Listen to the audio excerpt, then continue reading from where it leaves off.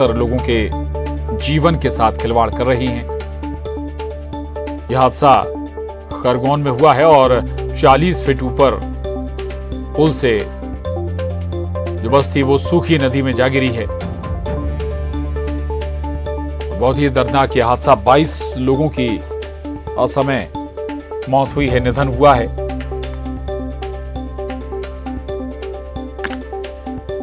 हालांकि राज्य और केंद्र ने मुआवजे का ऐलान भी जो मृतक हैं उनके लिए किया है। 40 फीट ऊंचे पुल से ये तस्वीरें देखिए आप, बस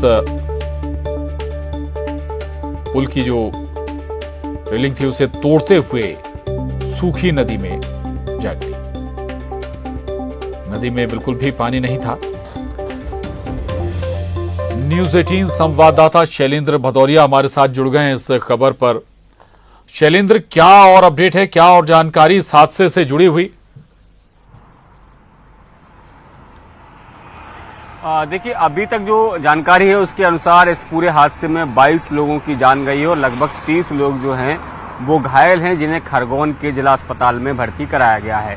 इसके साथ ही जो घायल हैं उनका लगातार इलाज किया जा रहा है। तमाम जो निर्देश हैं वो न केवल स्थानीय स्तर पर बल्कि यहाँ से सीएम की तरफ से भी दिए गए हैं। और जिस तरीके से घटनाक्रम पेश आया है उसके बाद मध्य प्रदेश के मुख्यमंत्री शिवराज सिंह चौहान ने इस घटना पर दुख जताया। इसके साथ ही प्रधानमंत्री नरेंद्र मोदी और देश की महामहिम राष्ट्रपति द्रौपदी मुर्मू की तरफ से भी इस घटनाक्रम पर शोक व्यक्त किया गया है। अभी मध्य प्रदेश सरकार की तरफ से इस पर जो मृतक लोग हैं उनको 4-4 लाख रुपए की आर्थिक सहायता का ऐलान किया गया है। उसके साथ ही जो घायल हैं उनको 50-50 हजार रुपए की आर्थिक सहायता देने का ऐलान किया गया है। वहीं अगर केंद्र सरकार की तरफ से बात करते हैं तो पीएम रिलीफ फंड से मृतकों के परिवार को 2-2 लाख रुपए और घायलों को 50-50 हजार रुपए देने का ऐलान किया गया है जी। अब जिस तरीके से कैबिनेट की बैठक आयोजित की गई उसमें सबसे पहले जो मृतक हैं उनको शोक संवेदनाएं, उनके परिवार के प्रति शोक संवेदनाएं मध्य प्रदेश सरकार के सभी मंत्रियों ने दी हैं। प्रभारी मंत्री कमल पटेल अब से कुछ देर बाद खरगोन की तरफ रवाना होंगे।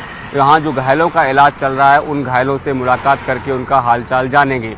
इसके साथ ही जो 22 लोग जिनकी इस दुर्घटना में मृत्यु हुई है उनके परिवार के बीच जाकर भी ढांढस बंधाने का काम करेंगे। और जो घायल है अभी उनका इलाज चल रहा है। इस पूरे घटनाक्रम के मजिस्ट्रियल जांच के आदेश भी प्रशांत दिए गए हैं कि अब इस पूरे घटनाक्रम का जांच किया जाएगा और उसमें पता किया जाएगा कि आखिर गलती किसकी रही है। हालांकि प्राइमरी जो गलती सामने आ रही है, चाहे स्थानीय पुलिस के अधिकारियों की बात हो या फिर जो स्थानीय लोग वहां मौजूद थे, उन सबका यही मानना है कि प्रारंभिक गलती जो है वो ड्राइवर की रही है और जिसके चलते ये हादसा पेश आया। ये पूरा हादसा जहां पेश आया, ये ब्रिज पर ये बस जो है वो निकल रही थी और बताया जा रहा है कि काफी तेज गति में ये बस थी और उसी दौरान जो है उसका ड्राइवर का नियंत्रण स्टीयरिंग से खोया और बस जो है लेफ्ट से राइट की तरफ आई और रेलिंग को तोड़ते हुए लगभग 40 फुट जो ऊंचा पुल था उससे नीचे ये एक नदी है उसमें गिरी। इस नदी में अभी किसी तरह का कोई पानी नहीं था और यही कारण है कि जो चट्टानें थी उस पर ये बस गिरी और उसके बाद 15 लोगों की स्पॉट पर ही डेथ हो गई थी। एक व्यक्ति की फिर इलाज के दौरान मौत हुई और धीरे धीरे ये मौत का आंकड़ा जो है वो बढ़कर अब 22 हो गया है। लेकिन इस बस हादसे के बाद एक बार फिर ये सवाल खड़े हो गए हैं प्रशांत के आखिर जब हादसे होते हैं तब तमाम तरह की जांच की बात कही जाती है। जो अभियान है जो विभाग के द्वारा चलाए जा रहे हैं उनमें तेजी लाने की बात होती है, लेकिन हादसे जब हो जाते हैं उसके कुछ दिन तक ये मुहिम नजर आती है, लेकिन जैसे ही कुछ समय बीतता है ये मुहिम ठंडी पड़ जाती है और फिर इसी तरह का एक हादसा पेश आ जाता है। जी प्रशांत। बिल्कुल बिल्कुल शैलेंद्र, बहुत विस्तार से आपने बताया और प्राथमिक तौर पर जरूर ड्राइवर की गलती शैलेंद्र हो सकती है, लेकिन कहा तो ये जा रहा है कि बहुत सारी लैप्स थे इस बस के रूट पर चलने को लेकर। ना तो इसका इंश्योरेंस 2016 के बाद शैलेंद्र अपडेट हुआ था, रनिंग परमिट भी इस बस के पास नहीं था, तो ये भारी लापरवाही परिवहन विभाग डिपार्टमेंट की भी हम कहें शैलेंद्र। बिल्कुल, निश्चित तौर पर भले ही प्रारंभिक गलती आप ड्राइवर की मान सकते हैं, लेकिन उतनी ही गलती इस बस के संचालक की है जिसकी ये बस है और उससे अधिक गलती जो है परिवहन विभाग की है। क्योंकि यदि कोई व्यक्ति नियमों का पालन नहीं कर रहा है तो परिवहन विभाग की जिम्मेदारी होती है कि उन नियमों को पालन कराया जाए। लेकिन इस मामले में जिस तरीके से देखने में आया कि न तो बस के पास परमिट था और ना ही उसका इंश्योरेंस था।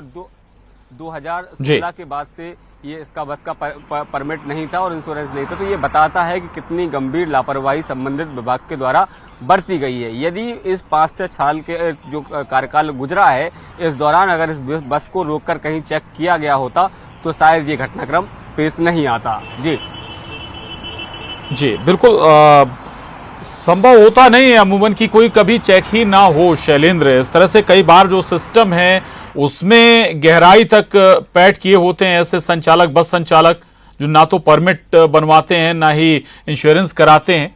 ये जरूर हो सकता है कि मिली भगत इसके पीछे भी एक बड़ी वजह हो सकती है। इस तरह से अगर बस का संचालन हो रहा है तो देखिए बिल्कुल निश्चित तौर पर जितना लंबा समय बीत गया, यानी 16 से 23 तक अगर हम आ गए और लगभग 7 से 8 साल का समय बीत गया और इस दौरान इस बस की एक बार भी फिटनेस चेक नहीं की गई, एक बार भी इसका इंश्योरेंस चेक नहीं किया गया, एक बार भी इसका परमिट चेक नहीं किया गया, तो ये गंभीर लापरवाही जो है वो परिवहन विभाग की है। और यदि उनको पता था उसके बाद